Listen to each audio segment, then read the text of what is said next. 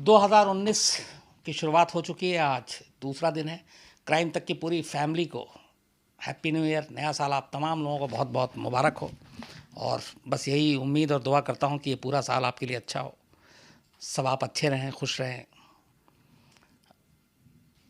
आज कुछ दिनों के बाद मुलाकात हुई हम लोगों की और कहानी में बीच में थोड़ा एक ब्रेक भी था। कई लोगों ने कहा कि ऐसा क्यों है। मेरे पास बहुत सारे लोगों के मेल आए थे जिसमें ये कहा गया था कि चूँकि न्यू ईयर का मौका है, बहुत सारे लोग छुट्टी पे हैं, कुछ घूमने के लिए गए हैं, कुछ न्यू ईयर सेलिब्रेट करने के लिए गए हैं, तो इसलिए 31 या 1 जनवरी को जो है वो कहानी ना सुनाऊं। और इसी वजह से मैं कल भी नहीं था, क्योंकि मुझे मालूम था 31 दिसंबर फिर 1 तारीख नए साल के जश्न का खुमार रहता है, तो सुनानी भी नहीं चाहिए। तो उसके बाद आज हाजिर हुआ हूँ 2019 की पहली कहानी के साथ, और उम्मीद करता हूँ 2018 में जिस तरीके से आप लोगों ने क्राइम तक को अपना इतना प्यार दिया, 19 में भी ये सिलसिला कायम रहे।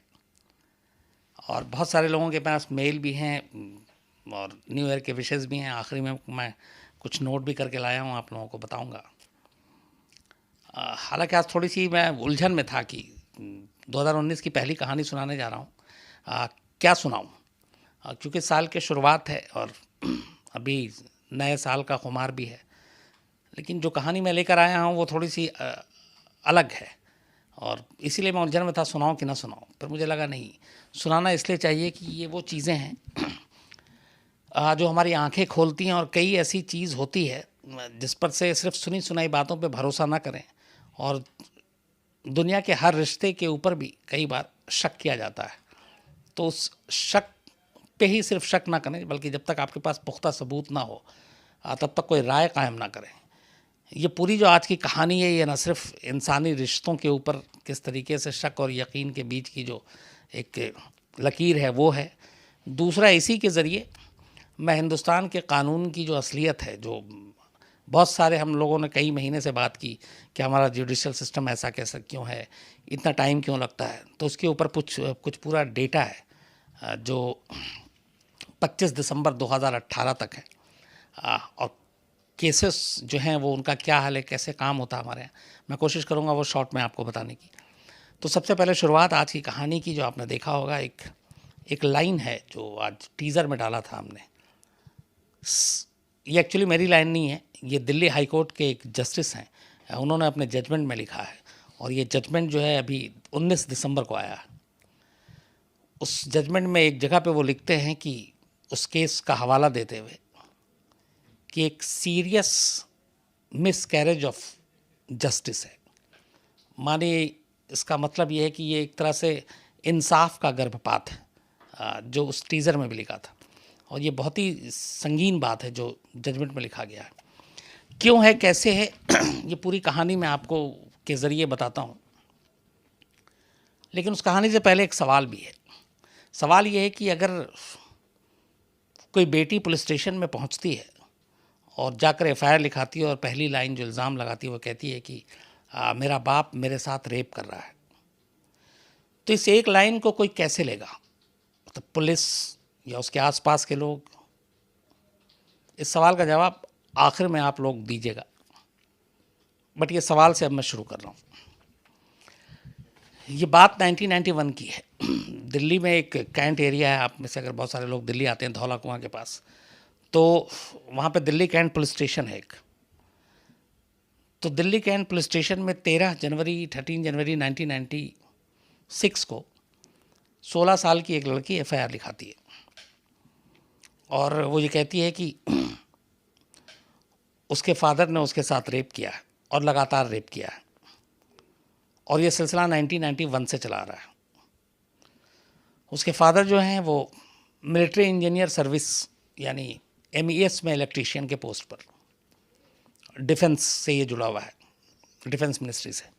तो उसमें वो इलेक्ट्रीशियन के तौर पे काम उसके फादर करते थे। फादर का नाम कपिल कुमार बैरी।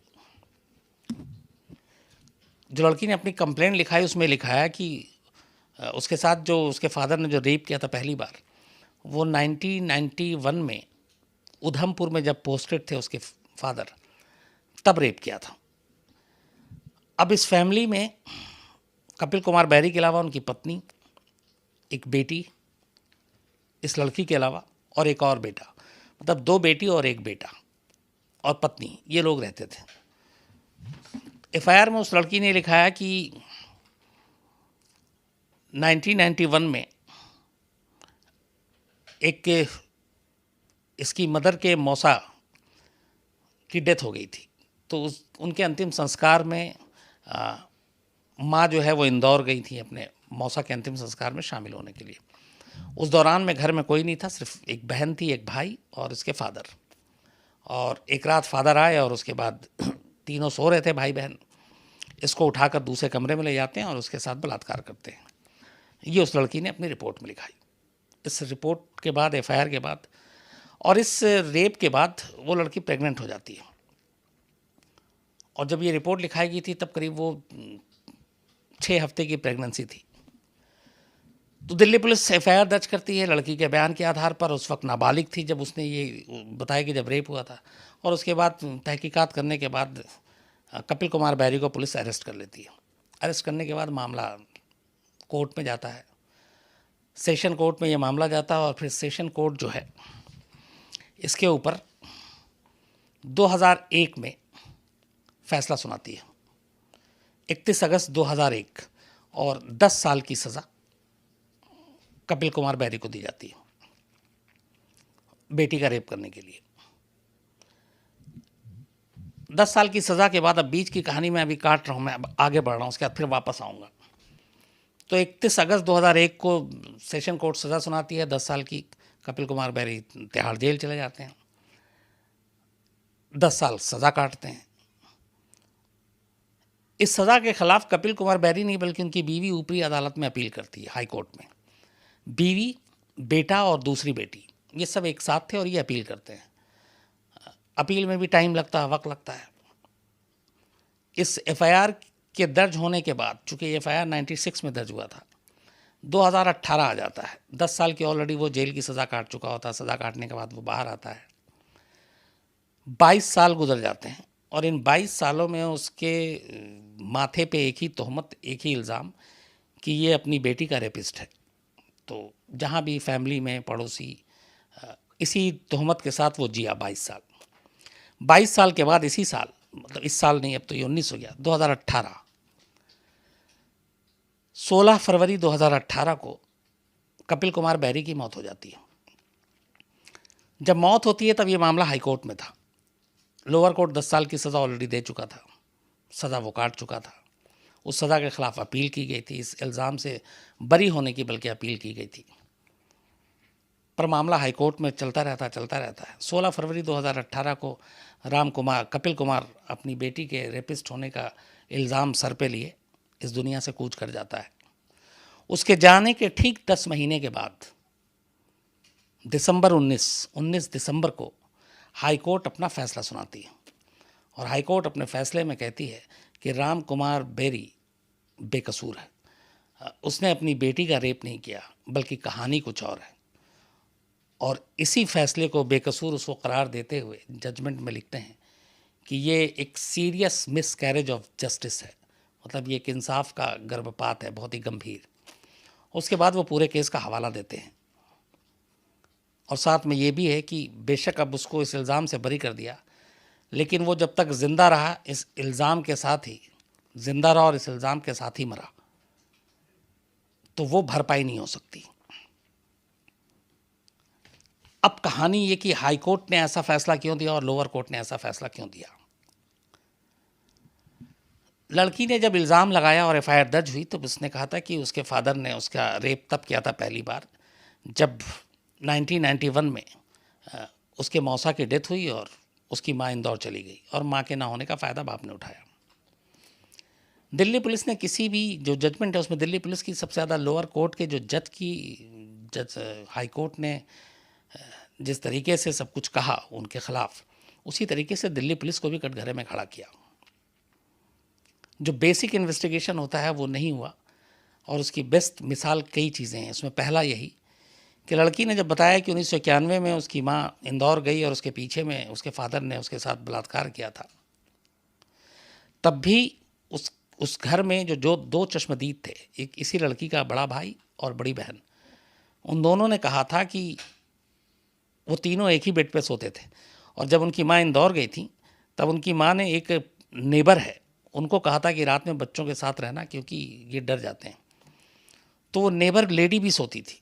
तो उस लेडी ने भी बयान दिया और उनमें से किसी ने भी कहा कि किसी रात ऐसा कभी कपिल कुमार बैरी उस कमरे में आया ही नहीं। लेकिन पुलिस ने यह जानने की कोशिश नहीं की। दूसरा, लगातार जब ये एफआईआर दर्ज हुआ और उसके बाद वो लड़की चूँकि प्रेग्नेंट थी और उसने बाद में एक बच्ची को जन्म दिया, तो कपिल कुमार बैरी हमेशा ये कहते रहे पुलिस से लोअर कोर्ट में कि एक बार डीएनए टेस्ट करा लो, उससे पता चल जाएगा कि ये बच्चा किसका। अगर मैं रेपिस्ट हूँ, मैंने अपनी बेटी का रेप किया है और ये उसी का अंजाम है, तो मैं आसानी से दोषी या गुनहगार। लेकिन पुलिस ने ये बात भी नहीं मानी। अब यहाँ पे भी एक टेक्निकल चीज़ है, वो भी थोड़ा आगे बताऊँगा। दूसरा, जो इनकी माँ थी और बाकी दोनों भाई बहन, ये शुरू से आखिर तक कपिल कुमार बैरी को लेकर, उसके कैरेक्टर को लेकर कोर्ट में हाजिरी देती रही, पुलिस के पास गिड़गिड़ाई, पर किसी ने नहीं सुना। जो इसमें सबसे अजीब चीज़ हुई वो ये थी, जो फिर पूरी कहानी है जिस पर हाईकोर्ट ने पलटा। अब उसके पीछे की थोड़ी सी कहानी जो मैं वापस आता हूँ वो ये है कि 1991 में जब इस लड़की ने दिल्ली कैंट थाने में एफआईआर लिखाया कि मेरे बाप ने मेरे साथ रेप किया है, इस एफआईआर से 21 दिन पहले ये लड़की घर से गायब हो गई थी। घर से गायब हुई और 21 दिसंबर 1995, ये जो एफआईआर इसने लिखा है लड़की ने, ये एफआईआर 13 फरवरी 1996 को है। और उससे पहले 21 दिसंबर 1995 को इस लड़की के पिता ने इसी दिल्ली कैंट थाने में एक एफआईआर लिखाई थी कि मेरी लड़की को एक लड़के ने किडनैप कर लिया और वो उसको लेकर चला गया है और आप उसको ढूंढने में मदद करें, उसी थाने में। और उन्होंने बाकायदा उस लड़के का नाम लिखाया था, भूषण नाम था उसका। लेकिन पुलिस ने कुछ इसमें कोई कार्रवाई की नहीं। 21 दिन के बाद ये लड़की अचानक वापस आती है और पुलिस से पता चलता है फिर पुलिस को, क्योंकि ये उसी दिल्ली कैंट थाने में बैठी हुई थी। और आने के बाद जब पुलिस से पूछताछ करती कहाँ थी, तब ये कहती कि चूँकि मेरे फादर मेरा लगातार रेप किया था उन्होंने, इसलिए मैं घर से चली गई थी। और उसी के बाद बाप गिरफ्तार हो जाता है। लेकिन बाप ने इधर उससे पहले ही इस इल्ज़ाम से पहले ही करीब 25 दिन पुलिस स्टेशन में बाकायदा किडनैपिंग की रिपोर्ट लिखा है, उस लड़के का नाम लिखा भूषण।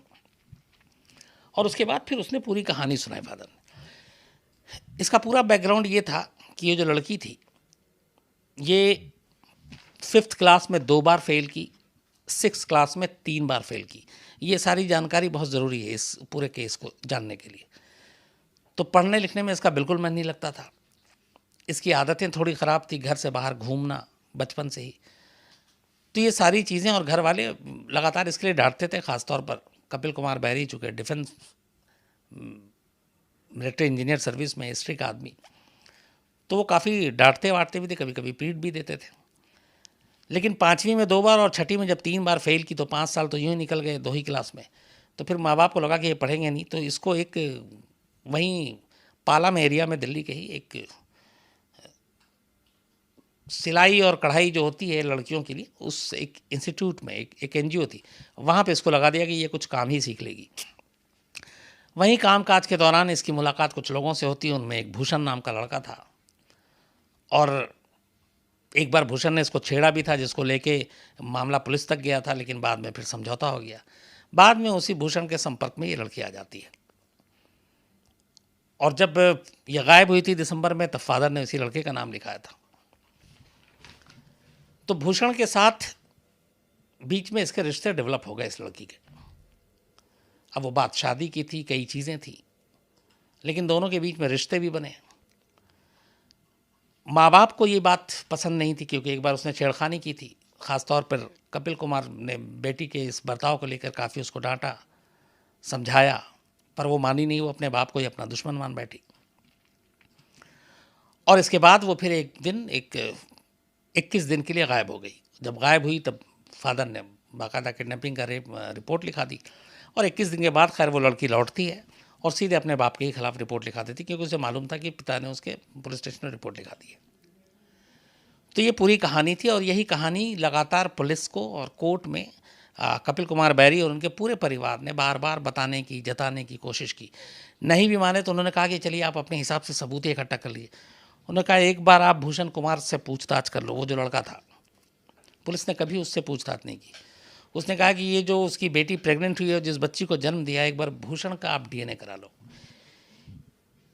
वो तक नहीं कराया गया और इसको लोअर कोर्ट में भी अपील की, लेकिन लोअर कोर्ट ने भी नहीं माना। और ये सारी जब चीज़ें हो गई और जब ये हाई कोर्ट में मामला आया और हाई कोर्ट ने जब पुलिस से पूछा कि आपने ये बेसिक चीज़ें कि इंदौर वाली कहानी, अब घर वाले शुरू से उसके अक्यूज़ के साथ हैं, उसकी बात क्यों नहीं मानी, किडनैपिंग का जो केस था उस लड़के से पूछताछ क्यों नहीं किया, और सबसे बड़ी बात एक सिंपल सा था कि अगर एक डीएनए करा लेते तो पता चल जाता कि ये बच्ची जो वो माँ बनी है वो रेप की वजह से बनी है या उस लड़के की वजह से बनी है, तो उस टेस्ट से पता चल जाता। तो पुलिस ने जो जवाब दिया था हाईकोर्ट में वो ये था। इसीलिए अब मैं अपने पहले सवाल पे आता हूँ जो मैंने आपसे शुरू की थी कि एक बेटी ये इल्ज़ाम लगाती है पुलिस में जाकर कि मेरा बाप मुझसे रेप करता है, तो इसको लेके क्या सोचेंगे आप, हम कोई भी, पहली चीज़ क्या दिमाग में आएगी? वही चीज़ पुलिस ने हाईकोर्ट में बोली कि जब ये लड़की आई और उसने कहा कि मेरे बाप ने मेरे साथ रेप किया, तो इसके बाद हमें कुछ और जानने की ज़रूरत नहीं थी। ये तो ओपन एंड शट केस था। इसके बाद क्या पूछताछ करना, क्या सबूत ढूंढना, क्या डीएनए कराना। सोच यही थी कि ये लड़की अपने बाप के खिलाफ क्यों ऐसा इल्ज़ाम लगाएगी। तो इस सोच की वजह से हमने जो बेसिक माना भी पुलिस ने कि इन्वेस्टिगेशन करनी चाहिए थी, वो नहीं की। लेकिन हमें लगा कि एक बेटी अपने बाप के खिलाफ लगा रही है तो कोई साजिश तो हो ही नहीं सकती कभी, और इसीलिए इस केस की इन्वेस्टिगेशन, इस केस की तफ्तीश नहीं की गई। और एक बाप जो बेगुनाह था 22 साल तक अपनी ही बेटी के बलात्कार के इल्ज़ाम में जीता रहा, जेल गया और उसी इल्ज़ाम के साथ मर गया, और उसके मरने के 10 महीने के बाद ऊपरी अदालत कहती है कि नहीं, बाप बेकसूर है, बेटी का इल्ज़ाम झूठा था। ये एक पूरी कहानी थी। चूँकि ये केस अभी आया था और ये सुनाना इसलिए भी ज़रूरी था कि मैं इसलिए शुरू में एक और चीज़ कही थी कि इल्ज़ाम, शक, ये सारी चीज़ें होती हैं और कोई ऐसा रिश्ता नहीं है जो आज के इस दौर में कलंकित ना हुआ हो। आप कोई भी रिश्ता उठा लीजिए, सभी पे कोई ना कोई तोहमत, कोई ना कोई इल्ज़ाम लगा है। तो किसी के बारे में कोई आखिरी फ़ैसला कायम करने से पहले एक बार ज़रूर उसकी पूरी अच्छी तरीके से इन्वेस्टिगेशन होनी चाहिए, जांच होनी चाहिए, और अदालत को भी वो चीज़ देखनी चाहिए। जो काम हाई कोर्ट ने अब किया, ये अगर पहले हो जाता, लोअर कोर्ट बेसिक थोड़ी सी भी अच्छे से पुलिस को थोड़ा कहकर जांच करवा लेती, तो शायद ये नौबत नहीं आती। लेकिन अफसोस कि ऐसा हुआ और एक बाप इसी गम में और इसी इल्ज़ाम के साथ मारा गया।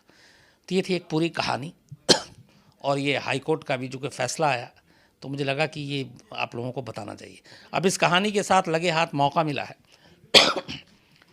कि 22 साल वो अपने सर पे ये तोहमत लिए हुए जीता रहा। 22 साल के बाद इंसाफ भी मिला, तो ऐसे इंसाफ का क्या फ़ायदा, क्योंकि वो इस दुनिया में नहीं है। और क्या पता जब वो मरा हो तो बहुत सारे लोग उसके अंतिम संस्कार में भी इसलिए ना शामिल हुए हों कि क्या ऐसे आदमी के संस्कार में शामिल होना जो जिसने अपनी बेटी तक को नहीं छोड़ा। बहुत सारे लोग ऐसे होंगे जो नहीं गए होंगे। अब जब उन लोगों को ये चीज़ पता चली होगी तो वो भी क्या सोचते होंगे। तो ऐसे इंसाफ जो इतना देर से मिले उसका कोई मतलब नहीं है। उसी इंसाफ पे मेरा ये पार्ट 2 है। हमने कई बार हम लोगों ने बात की क्यों हमारे यहाँ जुडिशल सिस्टम ऐसा है, क्यों इतना लेट होता है, क्यों देर होती है। एक रिपोर्ट आई अभी लेटेस्ट, ये नेशनल जुडिशियल डेटा ग्रिड की एक रिपोर्ट है। आज ये रिपोर्ट हमारी आज तक आज़ादी से लेकर अब तक के जुडिशल सिस्टम, ख़ासतौर पे हमारे यहाँ कितने केसेस पेंडिंग हैं, उसके बारे में है। अलग अलग सेगमेंट है, पर 3 एग्जाम्पल से मैं आपको शुरू करता हूँ कि हमारे यहाँ कैसे काम होता है अदालत में। एक राहुल पाठक नाम के शख्स थे, बल्कि हैं, और राहुल पाठक मुझे लगता है कि अब उनकी उम्र जो होगी 50-70, मिनिमम 80 साल से ऊपर होगी। क्यों होगी मैं नहीं जानता हूँ उनकी उम्र कितनी होगी, लेकिन जो मेरे सामने है मैं उससे आपको बताता हूँ। 5 मई 1951, 5 मई 1951, राहुल पाठक बक्सर एक यूपी और बिहार बॉर्डर पे पड़ता है, बक्सर की एक कोर्ट में एक केस फाइल करते हैं। जो वहाँ के डुमरांव एक सिविल कोर्ट है, वहाँ पे एक केस, ये एक मुकदमा लेकर जाते हैं। उस 1951 में उस केस की आखिरी सुनवाई जो लास्ट हुई है वो 18 नवंबर 2018 को हुई है, और जो अगली तारीख दी गई है उसका भी कुछ पता नहीं है कि क्या तारीख होगी। 18 नवंबर 2018 को इस केस की एक आखिरी सुनवाई हुई और उसके बाद उसमें कुछ नहीं हुआ, और जज ने कहा कि अब आगे देखते हैं इसकी नई तारीख कब देंगे। 1951 में ये मुकदमा दायर किया गया था। शायद पड़ोसी के साथ कुछ लेन देन को ये इस तरह का मामला था। तो 51 से आप जोड़िए 50 लगभग उधर, 66 साल हो गए। दूसरा एग्जाम्पल, ये केस अभी अंजाम को नहीं पहुंचा। अभी ये लोअर कोर्ट की बात मैं बता रहा हूँ, ये हाई कोर्ट सुप्रीम कोर्ट नहीं, लोअर कोर्ट। 51 में एक मुकदमा दर्ज हुआ, उसका अभी तारीख ही मिल रही है।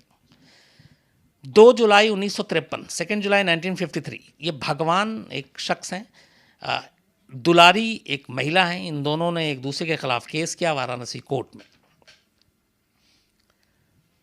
2 जुलाई 1953 को इसकी पहली सुनवाई 11 अक्टूबर 2015 को होती है। 53 मतलब 47 साल उधर और 15 इधर, 62 साल के बाद पहली हियरिंग होती है अक्टूबर 2015 में, और उसके बाद उसी दिन तारीख दे दी जाती है अब नेक्स्ट 15 जनवरी 2019, यानी आज से 13 दिन के बाद दूसरी तारीख पड़ेगी, जो 1953 में केस दर्ज हुआ था। तीसरा, ये उत्तर प्रदेश सरकार वर्सेस अयोध्या के कुछ लोगों ने सरकार के खिलाफ केस किया था। 18 मार्च 1966 को सोनभद्र के सिविल जज के पास पहली सुनवाई, जब ये जो 66 में केस फाइल किया गया, जो पहली सुनवाई आई वो सितंबर 2016 में आई, 2 साल पहले, और इसकी अगली तारीख जो है वो 13 फरवरी 2019 दी गई है, मतलब अभी से 1.5 महीने के बाद। तो ये सारे जो केस बताया आपको, पहला 1951 का केस, दूसरा 1953 का, तीसरा 1966 का, वो आज भी लोअर कोर्ट में पेंडिंग है। अब दूसरा पहलू इसका, इस तरह के जो पेंडिंग केस हैं, मैं सिर्फ लोअर कोर्ट की बात कर रहा हूं, जिसको आप सेशन कोर्ट भी कह सकते हैं, लाखों की तादाद में हैं ऐसे केस। अगर लेकिन आप साल के हिसाब से चलें तो लोअर कोर्ट में 140 केस ऐसे हैं जो 60 या उससे भी पुराने केसेस हैं, जिन पे अभी तारीख पड़ रही है, 60 साल से ज़्यादा हो गए। 51,000 केस ऐसे हैं लोअर कोर्ट में पड़े हुए इस वक्त, जिनको 37 साल से ज़्यादा हो गए, 37 ईयर्स। 66,000 केस ऐसे हैं जो पिछले 30 साल से ज़्यादा वक्त से पेंडिंग पड़े हुए हैं। 60 लाख से ज़्यादा ऐसे केस हैं जो 5 साल से ज़्यादा पेंडिंग पड़े हुए हैं, और 2 करोड़ से ऊपर है जो लगातार केस वैसे ही पेंडिंग पड़े हुए हैं। ये हो गया लोअर कोर्ट का। अब स्टेट में आइए आप, 25 दिसंबर 2018 तक की मैं ये आपको फिगर बता रहा हूँ। 25 दिसंबर 2018 तक सिर्फ यूपी में 70,17,676 केस पेंडिंग है। 70,70,676 केसेस यूपी में। महाराष्ट्र में 35,62,783, 35,62,783 केस पेंडिंग है। तीसरा नंबर बिहार का है, 24,76,667, 24,76,667 केस बिहार में पेंडिंग है। ये 25 दिसंबर 2018 तक का फिगर है। वेस्ट बंगाल चौथे नंबर पर है, 22,09,186, 22,09,186। गुजरात 5वें नंबर पर है, 16,24,933, 16,24,933 केस। गवर्नमेंट का अपना एक असेसमेंट है, ये जो सारा फिगर दिया है, चूँकि ये जो फिगर दिया है ये नेशनल जुडिशियल डेटा ग्रिड की रिपोर्ट है, तो उसी के ऊपर ये गवर्नमेंट का अपना एक असेसमेंट है कि जिस रफ्तार से अभी हमारे यहाँ मुकदमों की सुनवाई हो रही है लोअर कोर्ट में, पूरे हिंदुस्तान में, कश्मीर से कन्याकुमारी तक, तो यही अगर रफ्तार चलती रही, इसी स्पीड में होता रहा, तो ये जो सारे केस हैं इनका फैसला सिर्फ लोअर कोर्ट में होते होते 324 साल लगेंगे, 3 to 4 ईयर्स सारे केसेस के। और 324 साल लगेंगे। इसके अलावा तब तक ये जो अभी फिगर है 2.9 करोड़ केस और पेंडिंग हो जाएंगे, नए आ जाएंगे। नवंबर 2018 में देश भर की अदालत में, सिर्फ नवंबर 2018 की बात बता रहा हूँ, करीब 8 लाख केस निपटाए थे लोअर कोर्ट ने ऑल ओवर इंडिया, जबकि उनके पास केस आए थे 10.2, 10,20,000, मतलब 2,20,000 एक महीने में ही पेंडिंग हो गए। अब इस हिसाब से आप हर महीने जोड़ते जाएं तो आपको अंदाज़ा हो जाएगा कि हमारे यहाँ पेंडिंग केसेस की रफ्तार कितनी तेज़ी से है। और उसका फ़ायदा ये होता है, और इसमें बहुत हीनियस है, मर्डर भी है जिसमें टाइम पे नहीं होता, चार्जशीट फाइल नहीं होती, क्रिमिनल कातिल बेल ले लेता क्योंकि 60 दिन के अंदर आपको चार्जशीट फाइल नहीं हुई तो आप बाहर हो जाते हैं ज़मानत पे, वही हो रहा है। तो ये दूसरा एक आईना है हमारे सिस्टम का, जो जाहिर सी बात है ये साल की शुरुआत है तो मुझे लगा कि हम सब आंखें खोलने के लिए काफ़ी है। तो ये 2 रिपोर्ट थी, एक 22 साल तक एक बाप की और दूसरा उसी से जुड़ा हुआ कि 22 साल उधर लगे। और हमारे देश में अदालतों का जो हाल है, जिस तरीके के केसेस हैं, कई फिल्में भी आई इन चीज़ों पर, तो आप अंदाज़ा लगा लीजिए कि क्या हालत है। तो 2019 की ये पहली शुरुआत, मुझे लगा कि आज कुछ आप लोगों को थोड़ी इस तरह की भी जानकारी देनी चाहिए। अब मैं कुछ सवाल लूँ उससे पहले, एक तो बहुत बहुत शुक्रिया आप तमाम लोगों का जिन्होंने विशेष किए पूरी क्राइम तक, और मुझे बहुत सारे मिले। और एक अभी मैं जब आ रहा था तो मैं बता भी रहा था, सनी साहब का हांगकांग से एक कार्ड मिला, बहुत खूबसूरत सा। थैंक यू सनी साहब।